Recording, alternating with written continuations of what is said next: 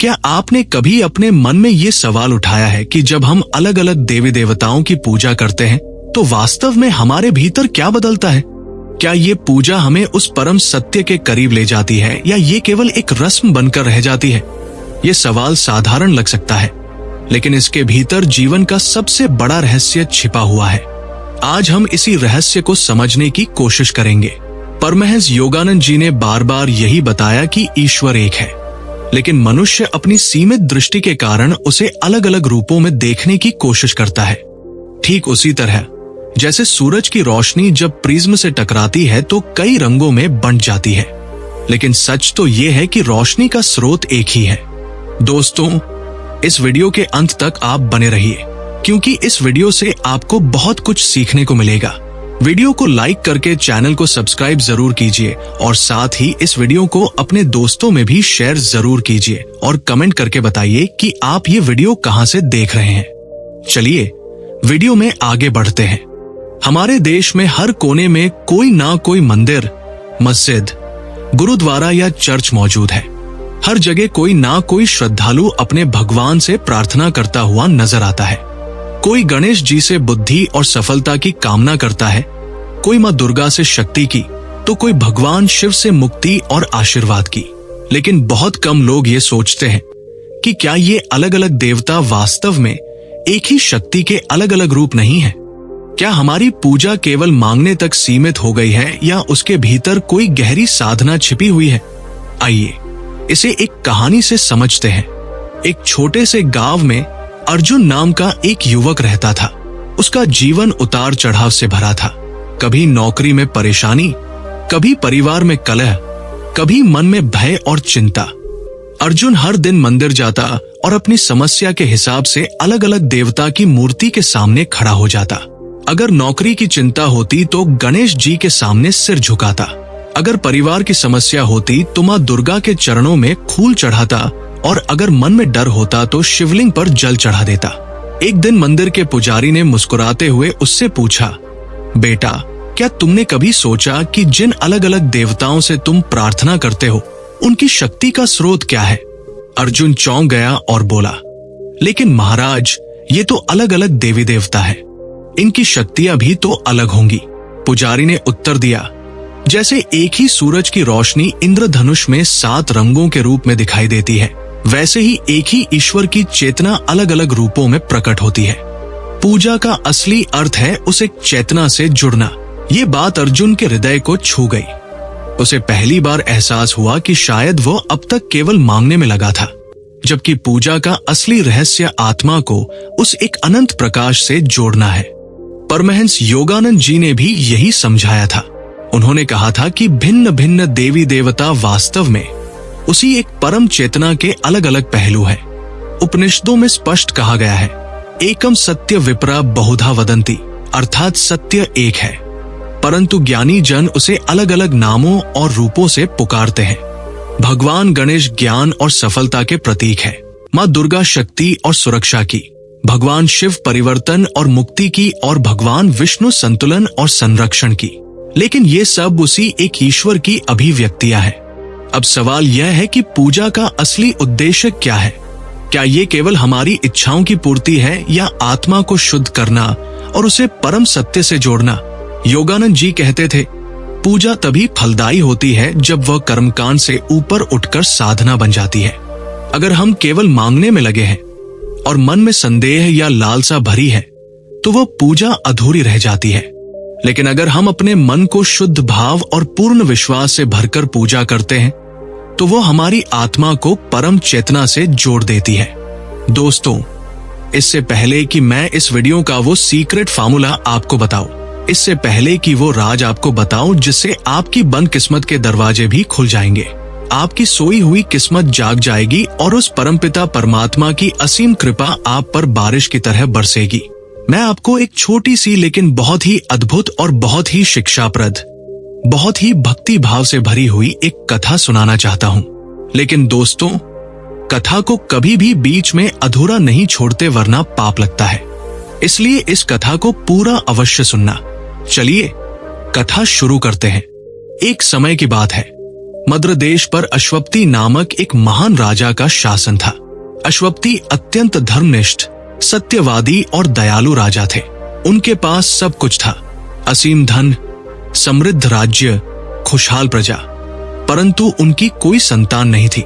संतानहीन होने का दुख उन्हें भीतर ही भीतर खाता जा रहा था। अश्वपति ने संतान प्राप्ति के लिए वर्षों तक तपस्या की, व्रत किए, यज्ञ किए और देवी सावित्री की आराधना की। अंततः देवी सावित्री उनकी तपस्या से प्रसन्न हुई और उन्हें एक दिव्य कन्या प्रदान करने का आशीर्वाद दिया। समय आने पर महारानी ने एक अत्यंत तेजस्विनी कन्या को जन्म दिया। उसका नाम रखा गया सावित्री। सावित्री का जन्म दिव्य तेज के साथ हुआ था। जब वह बड़ी होने लगी तो उसकी बुद्धि, रूप और सौंदर्य देखते ही बनते थे।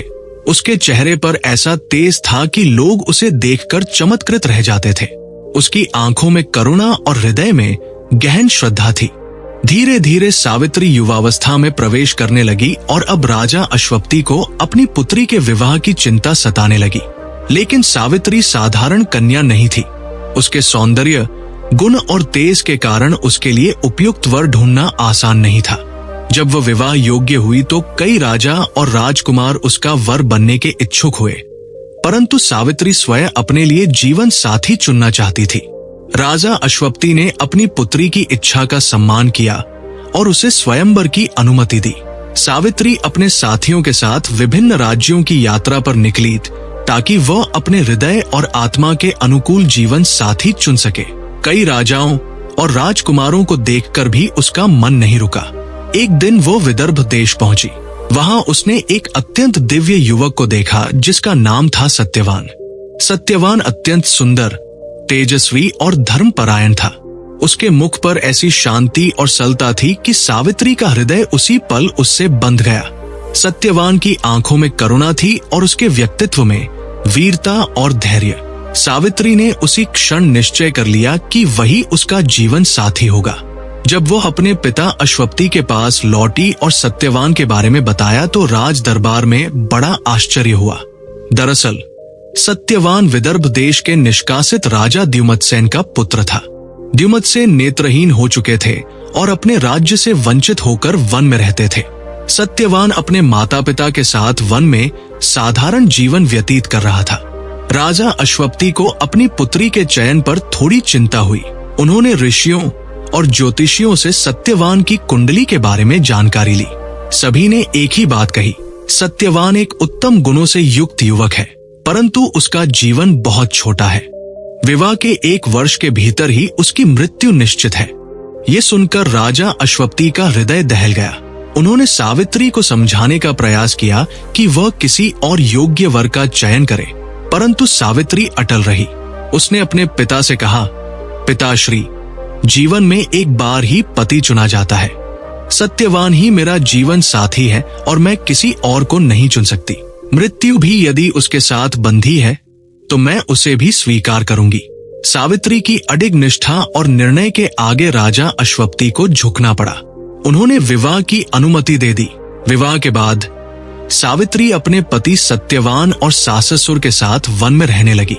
उसने राजमहल का वैभव छोड़कर वन के सादे जीवन को अपनाया।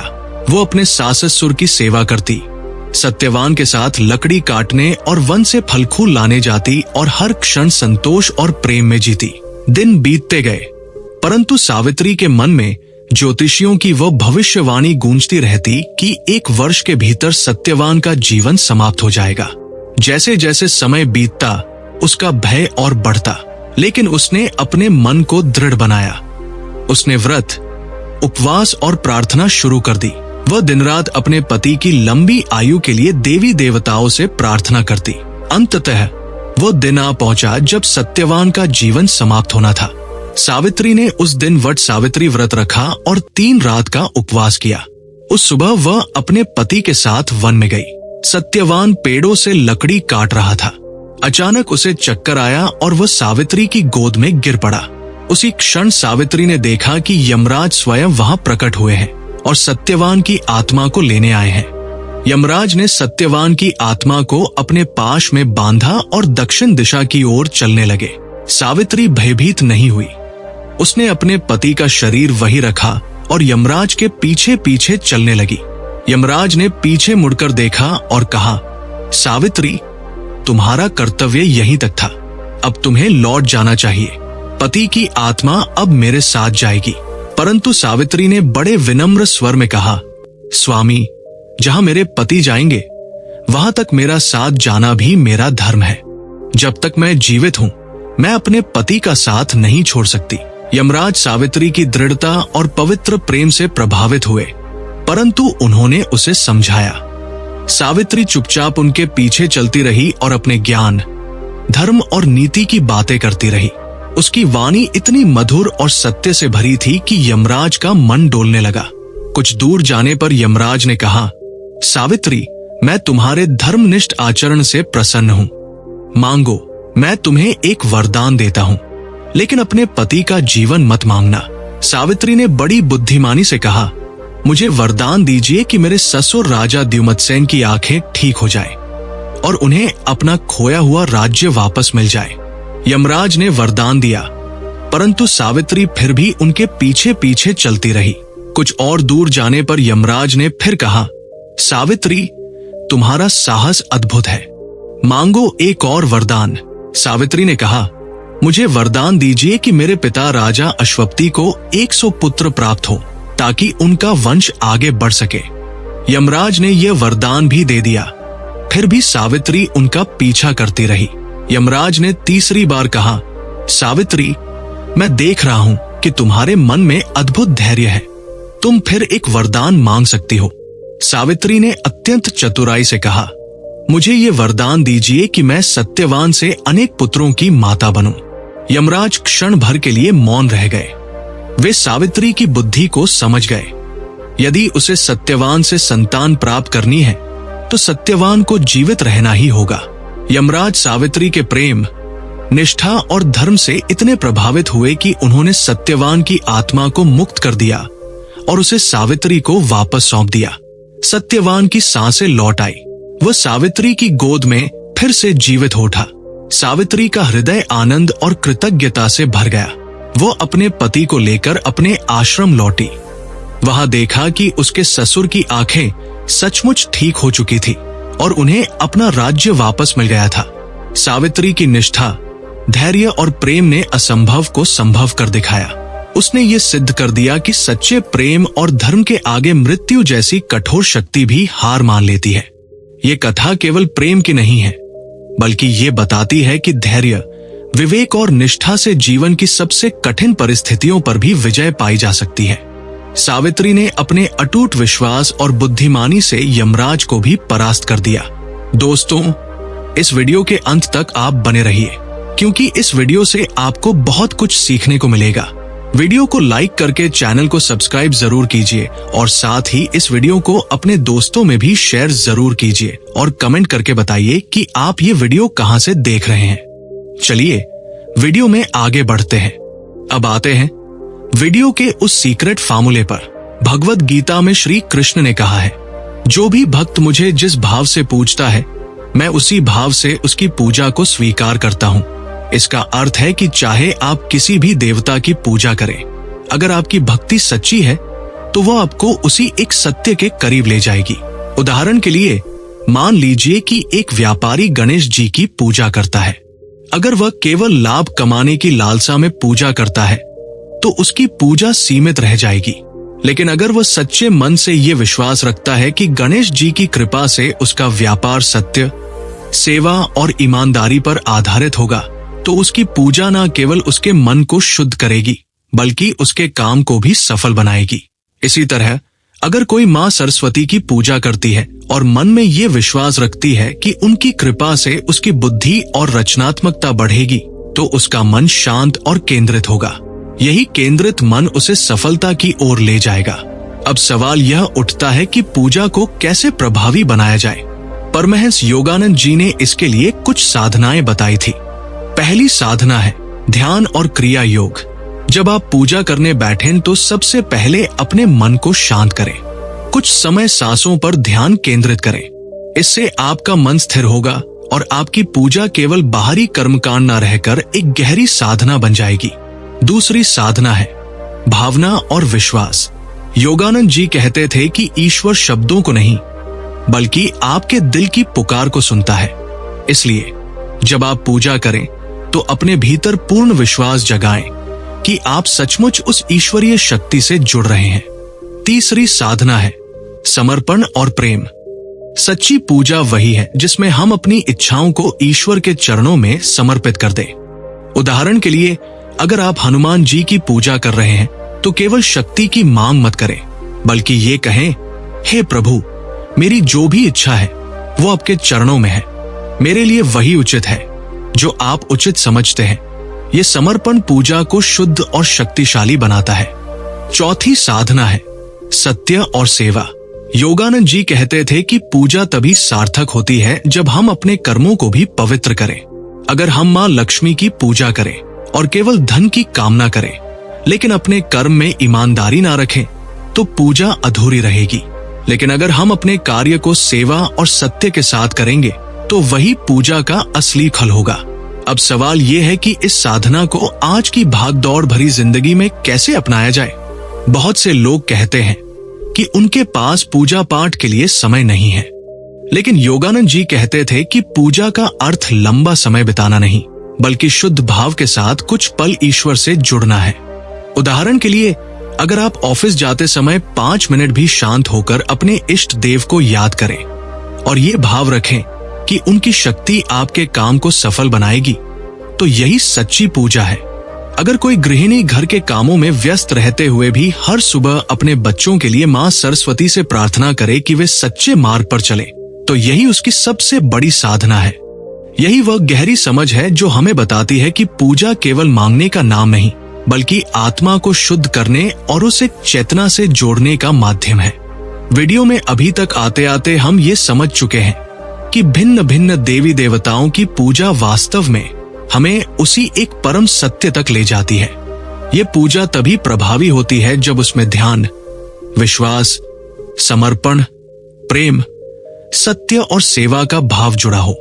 ये समझ हमें जीवन में एक नया दृष्टिकोण देती है कि चाहे हम किसी भी रूप की पूजा करें, हम उसी एक अनंत प्रकाश की ओर बढ़ रहे हैं। जब हम ये समझ लेते हैं कि सभी देवी देवता वास्तव में एक ही अनंत शक्ति के अलग अलग रूप हैं, तब हमारे भीतर एक नया दृष्टिकोण जन्म लेता है। ये दृष्टिकोण हमें कर्मकांड से ऊपर उठाकर उस अनुभव तक ले जाता है जहां हम ईश्वर को अपने भीतर महसूस करने लगते हैं। पूजा का असली अर्थ यही है, आत्मा को उस अनंत प्रकाश से जोड़ना जो ना केवल मंदिरों की मूर्तियों में बल्कि हर जीव, हर पेड़, हर श्वास और हर धड़कन में मौजूद है। परमहंस योगानंद जी ने कहा था कि इंसान अक्सर पूजा को लेन देन की तरह कर लेता है। वह सोचता है कि अगर मैं भगवान के आगे दीप जलाऊंगा, फूल चढ़ाऊंगा तो बदले में मुझे सफलता, धन या सुख मिलेगा। लेकिन असली पूजा इस सोच से परे है। असली पूजा वह है जिसमें मनुष्य अपने भीतर की लालसाओं को त्याग देता है और ईश्वर के सामने केवल प्रेम और समर्पण लेकर खड़ा होता है। सोचिए, जब एक बच्चा अपनी माँ के पास जाता है तो क्या वो हर बार मांगता ही है? कई बार वो सिर्फ माँ की गोद में बैठना चाहता है, बिना कुछ कहे। माँ भी उसे देखकर प्रसन्न हो जाती है। उसी तरह ईश्वर भी तब प्रसन्न होता है जब हम केवल प्रेम और आभार के साथ उसकी ओर बढ़ते हैं, न कि केवल मांगों की लंबी सूची लेकर। अब एक और कहानी पर ध्यान दीजिए। एक नगर में एक साधारण मजदूर रहता था। उसका जीवन कठिनाइयों से भरा था, फिर भी हर सुबह वह अपने छोटे से घर के कोने में बने पूजा स्थान पर दीप जलाता और सिर्फ यही कहता, प्रभु, आज जो भी हो वो आपकी इच्छा से हो। मुझे इतना बल दीजिए कि मैं हर परिस्थिति में सच्चाई और प्रेम के साथ खड़ा रह सकूं। उसने कभी धन, पद या वैभव नहीं मांगा। लोग उसका मजाक उड़ाते थे कि इतना गरीब होकर भी वह पूजा करता है और भगवान से कुछ मांगता ही नहीं। लेकिन धीरे धीरे सबने देखा कि उसका चेहरा हमेशा शांत और प्रसन्न रहता है। कठिन परिस्थितियों में भी उसके भीतर एक अजीब सी शक्ति थी। लोग उसके पास अपनी समस्याएं लेकर आने लगे। वह साधारण मजदूर धीरे धीरे गांव के लिए प्रेरणा का स्रोत बन गया। ये कहानी हमें ये सिखाती है कि पूजा का असली फल भौतिक वस्तुएं नहीं बल्कि आंतरिक शक्ति और शांति है। यही शक्ति हमें जीवन की कठिनाइयों से लड़ने में सक्षम बनाती है। योगानंद जी बार बार कहते थे कि पूजा का असर इस पर नहीं निर्भर करता कि आप कितने बड़े मंदिर में जाते हैं या कितनी भव्य आरती करते हैं। इसका असर इस पर निर्भर करता है कि आपका हृदय कितना शुद्ध है। अगर आपका मन ईमानदार और श्रद्धा से भरा है तो आप छोटे से दीपक और सच्चे भाव से भी उस परम सत्य तक पहुंच सकते हैं। अब आइए समझते हैं कि पूजा हमारे जीवन को किस तरह बदल सकती है। पहला परिवर्तन, मन की शांति। जब हम भिन्न भिन्न देवताओं की पूजा करते हैं तो धीरे धीरे हमारे भीतर का तनाव और भय कम होने लगता है। उदाहरण के लिए, अगर कोई व्यक्ति रोज भगवान शिव की पूजा करता है और ये विश्वास रखता है कि उनकी कृपा से उसका भय और चिंता दूर होगी, तो धीरे धीरे उसका मन मजबूत होने लगता है। ये केवल विश्वास की बात नहीं, बल्कि मनोविज्ञान भी यही कहता है कि जब इंसान गहरे विश्वास से किसी शक्ति को याद करता है तो उसका मन स्थिर हो जाता है। दूसरा परिवर्तन, कर्मों की पवित्रता। अगर कोई व्यापारी मां लक्ष्मी की पूजा करता है तो उसकी पूजा तभी फलदायी होगी जब वो अपने व्यापार में ईमानदारी रखेगा। अगर वो छलकपट करेगा और फिर पूजा करेगा तो वो पूजा अधूरी रहेगी। लेकिन अगर वो सत्य और सेवा को अपनाएगा तो उसकी पूजा उसकी आत्मा को भी शुद्ध करेगी और उसके काम को भी सफल बनाएगी। तीसरा परिवर्तन, संबंधों में प्रेम। जब हम देवी देवताओं की पूजा करते हैं तो हमारे भीतर करुणा और सेवा की भावना बढ़ती है। जो व्यक्ति नियमित पूजा करता है और मन से ईश्वर से जुड़ता है, वह दूसरों से भी प्रेम और सम्मान से व्यवहार करता है। उदाहरण के लिए, अगर कोई मां दुर्गा की पूजा करता है तो उसके भीतर ये शक्ति आती है कि वह अपने परिवार और समाज की रक्षा करे और सबके साथ सौहार्द बनाए। चौथा परिवर्तन, जीवन का संतुलन। विष्णु जी का स्वरूप संतुलन का प्रतीक है। जब हम उनकी पूजा करते हैं तो धीरे धीरे हमारे जीवन में संतुलन आने लगता है। ना हम अत्यधिक लालसा में फंसते हैं, ना ही निराशा में डूबते हैं। पूजा हमें मध्यम मार्ग सिखाती है, जहां मनुष्य धैर्य, विश्वास और संतुलन के साथ जीवन जीता है। लेकिन सबसे बड़ा परिवर्तन यह है कि पूजा हमें यह एहसास कराती है कि ईश्वर केवल मंदिर में ही नहीं, बल्कि हर जगह है। जब हम ये समझ लेते हैं, तब हमारी पूजा जीवन के हर कार्य में शामिल हो जाती है। खाना बनाना, बच्चों को पढ़ाना, काम करना, दूसरों की मदद करना, सब पूजा बन जाते हैं। यही योगानंद जी का सच्चा संदेश था कि पूजा केवल आरती और मंत्रों तक सीमित नहीं, बल्कि हर अच्छे कर्म में छिपी हुई है। अब आइए समझते हैं कि पूजा को जीवन में कैसे उतारा जाए। हर सुबह जब आप उठें तो 5 मिनट अपनी आंखें बंद करके गहरी सांस लें और अपने इष्ट देव को याद करें। ये याद आपको पूरे दिन ऊर्जा और शांति देगी। अगर आप किसी काम में लग रहे हैं तो मन ही मन ये भावना रखें कि ये काम भी ईश्वर को अर्पित है। अगर आपको गुस्सा आता है या मन विचलित होता है तो तुरंत अपने मन में कोई मंत्र या ईश्वर का नाम जपें। इससे आपका मन शांत होगा। अगर आप भोजन कर रहे हैं तो पहले एक क्षण रुककर ईश्वर का आभार माने। यही आभार आपकी आत्मा को शुद्ध करेगा। इस तरह जब जीवन का हर क्षण पूजा बन जाता है, तब हमें किसी मंदिर या रस्म पर निर्भर रहने की जरूरत नहीं रहती। तब हमारी आत्मा स्वयं ईश्वर का मंदिर बन जाती है। योगानंद जी ने कहा था कि इंसान के जीवन का सबसे बड़ा लक्ष्य यही है कि वह अपने भीतर छिपे ईश्वर को पहचाने। भिन्न भिन्न देवी देवताओं की पूजा इसी पहचान की ओर ले जाती है। चाहे आप शिव को पूजें, विष्णु को, दुर्गा को, गणेश को या हनुमान को, अगर आपकी भक्ति सच्ची है तो आप अंततः उसी परम सत्य तक पहुंचेंगे। वेदांत में कहा गया है, सर्वम खलविद ब्रह्मा, अर्थात जो कुछ भी है वह सब ईश्वर है। जब हम पूजा करते हैं तो हम इस सत्य को स्वीकार करते हैं कि हर रूप में वही परमात्मा है। यही स्वीकृति हमारे जीवन को आनंद, शांति और शक्ति से भर देती है। प्रिय साधक, अब इस यात्रा के अंत में हम यही समझते हैं कि पूजा केवल मांगने का साधन नहीं, बल्कि आत्मा को शुद्ध करने और ईश्वर से जुड़ने का मार्ग है। पूजा हमें ये सिखाती है कि हम अपने जीवन को सत्य, सेवा, प्रेम और विश्वास से भरें। यही पूजा का असली खल है। अगर आप इस सत्य को अपने जीवन में उतारेंगे तो आपका हर दिन एक साधना बन जाएगा, आपका हर कर्म पूजा बन जाएगा, और तब आप समझेंगे कि देवी देवताओं की भिन्न भिन्न पूजा वास्तव में आपको उसी एक अनंत चेतना तक ले जाती है जो आपका असली स्वरूप है।